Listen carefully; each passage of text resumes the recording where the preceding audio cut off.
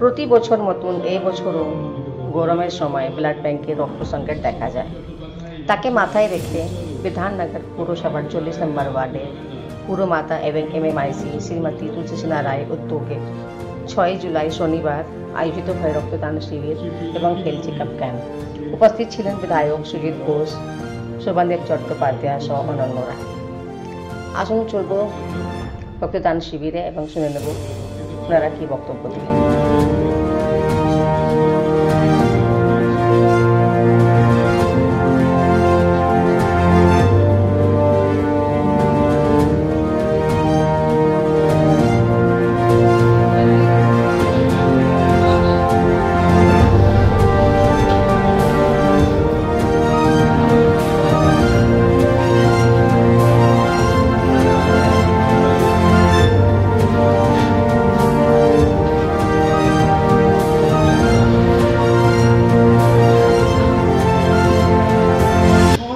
রক্ত রেগুলার দিয়েছি, কিন্তু এখন নেয় না আমার রক্ত।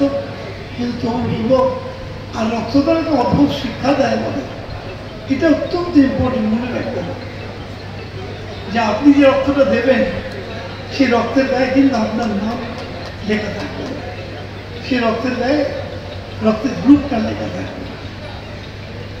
আর যিনি নেবেন এই রক্তটা তিনিও জানবেন না কে তার রক্তদাতা। তার মানে একজন ব্রাহ্মণের রক্ত ভালোবাসি,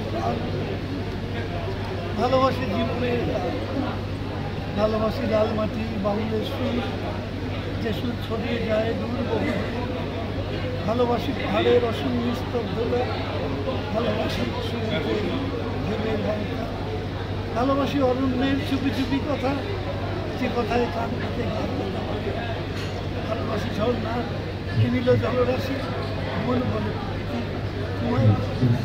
আমার নিজের লেখা। সকলেই জানি যে গরমের সময় রক্তের বিশাল প্রয়োজন হয়, আর সেই রক্তের চাহিদা মেটাতেই আপনার উদ্যোগে আজকের এই রক্তদান শিবির।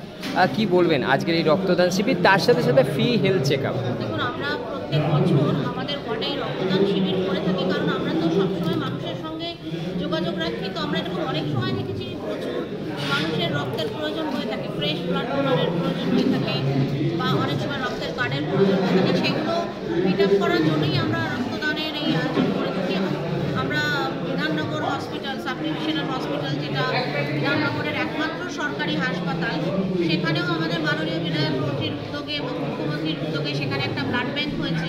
সেই ব্লাড ব্যাংকেও আকাল থাকে এক এক সময়, সেটাকে আমরা যাতে রিজার্ভ করতে পারি তার জন্য আমরা তাদেরকেও এই ব্লাড ডোনেশন ক্যাম্পে আমরা তাদের কাছেও আমাদের এখানকার রক্তদাতারা রক্ত দিচ্ছে। দিদি, আমরা বরাবরই দেখে এসেছি শুধু রক্তদান নয়, বিভিন্ন সামাজিকমূলক কাজে আপনি এগিয়ে সর্বদাই, এবং আজকেও দেখতে পেলাম যারা এখানে রক্ত দান করছেন তাদের সাথে এসে কথা বলা এবং তাদেরকে দেখাশোনা বা তারা ঠিকঠাকভাবে রক্ত, এই যে আপনার একটা উদ্যোগ, আপনার একটা চিন্তাভাবনা আমরা প্রথম থেকে দেখে এসেছি। স্পিড যে এক প্রতি কটা মানুষের মনে একটা শক্তি যোগায়, যে এমন এক কাউন্সিলর যিনি সর্বদা আমাদের সাথে আছেন, সেই সমস্ত মানুষগুলোকে কি বলবেন যারা সবসময় আপনাদের পাশে ছিল, আছে এবং থাকবে? দেখুন, এটা তো মহামন্ত্র আমাদের মাননীয়